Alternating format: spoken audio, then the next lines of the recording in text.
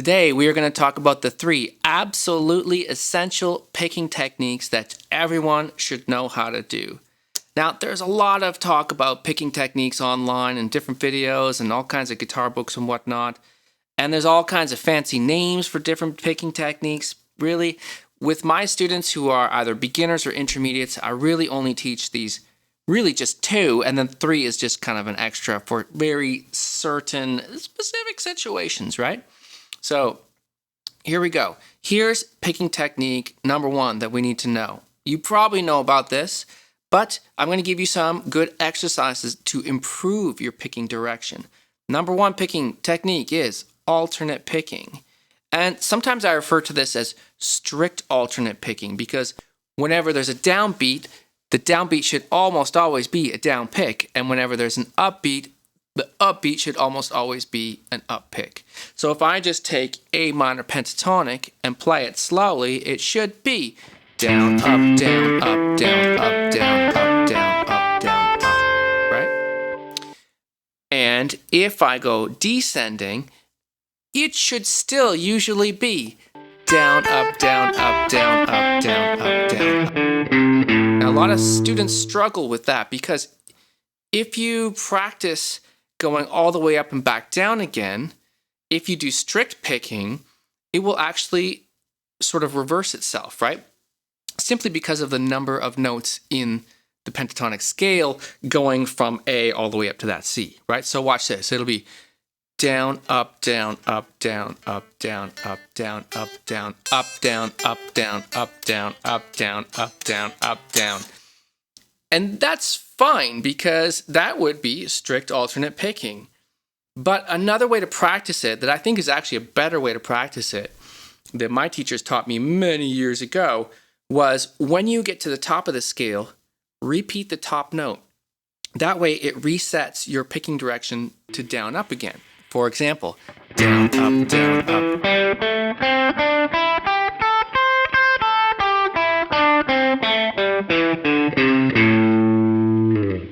Now I ended on an up, right? That's kind of weird. It's just the number of the notes is the way it's going to work out in this particular shape, going from that A to that C, right?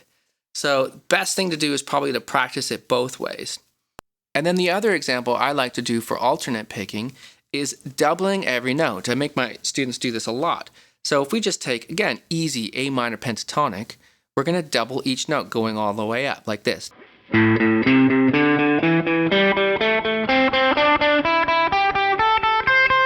Right? And I can just stop at the top and restart.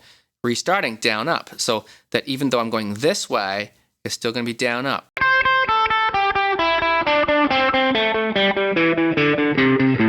You can set a metronome and gradually get faster. The main thing is that the technique is correct. Speed comes with time. You know, a lot of people want to just force their fingers to play faster. But actually forcing yourself to play faster, it doesn't work if your technique is sloppy, right? And the way to get your technique good is to slow everything right down, make sure the technique is right, and then just gradually get it faster. And speed is not actually that difficult if you use that method. Slow first, technique correct, and then you just gradually get it faster. That brings us to picking technique to practice number 2. And that is that some passages in solos or some rhythms that we want to play might not be always, 2 notes per string or 3 notes per string or something like that. We might cross strings quite quickly. I think the bluegrass players call this cross picking, but whatever. The technique for that should be like this. Let's say I have these 3 notes. It's just 5, 5, 5 on the top 3 strings. And let's say I have to keep repeating those 3 notes. The pick direction should not be down, up, down because it would actually be very inefficient to do that. So it should be down, down, up, down, down, up, down, down, up, down, down, up. And that's because eventually it sort of feels like you're just kind of rolling the arm in almost like a circular movement, right? Down, down, up, down, down, up, down, down, up. You can get it quite fast over time.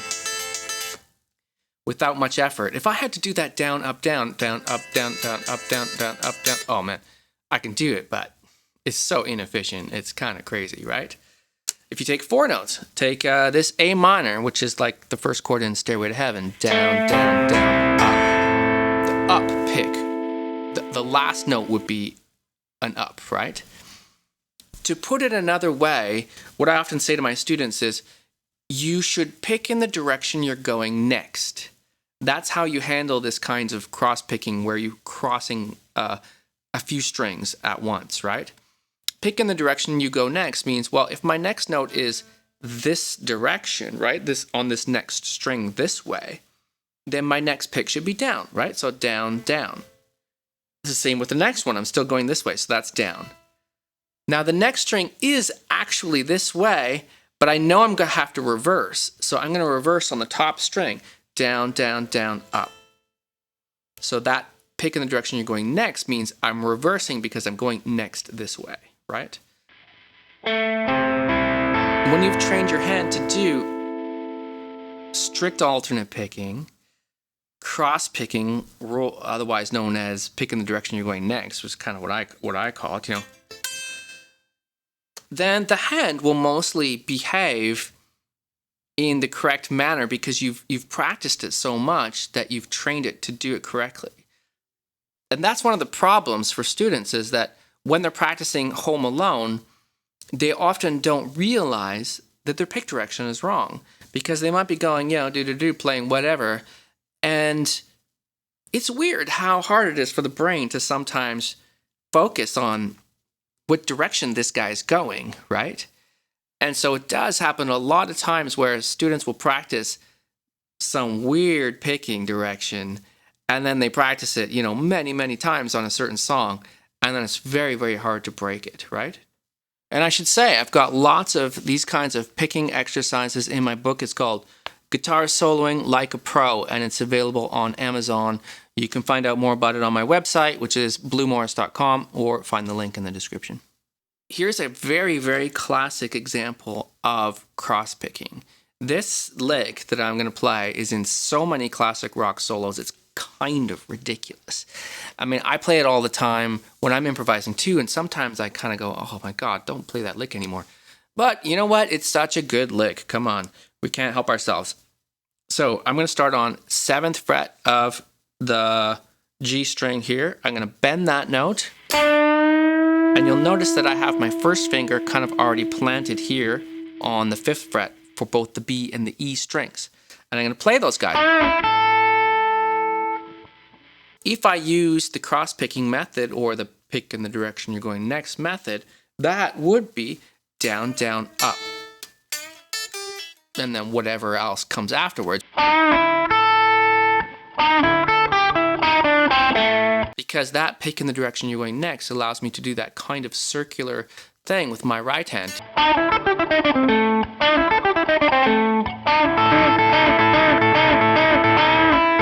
You could try something like that. All I'm doing there is just descending through the A minor pentatonic scale after that. But I'm switching to strict alternate picking at that point, right? Because that is scale-wise, so it should be strict alternate picking.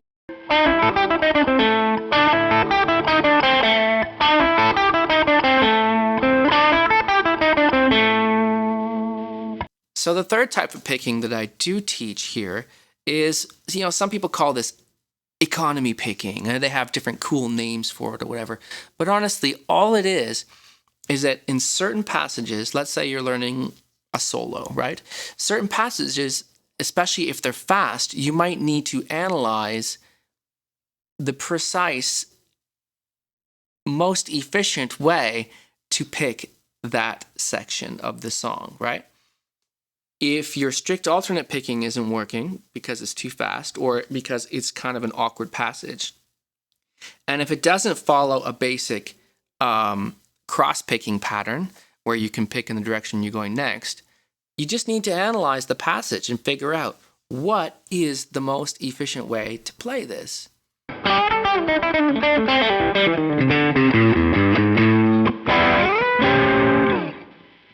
Often, it can be because the passage might start on an upbeat.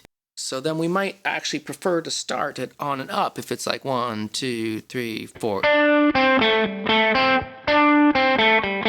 Right? Then my pick direction is already kind of feeling like it's in the right direction.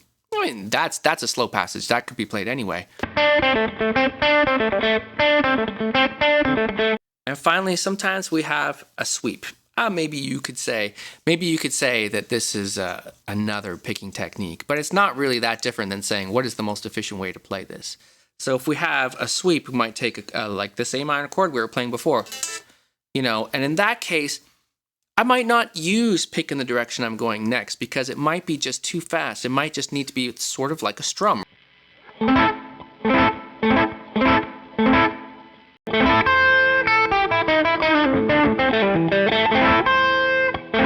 And now I can go back to my whatever other picking that I need, right?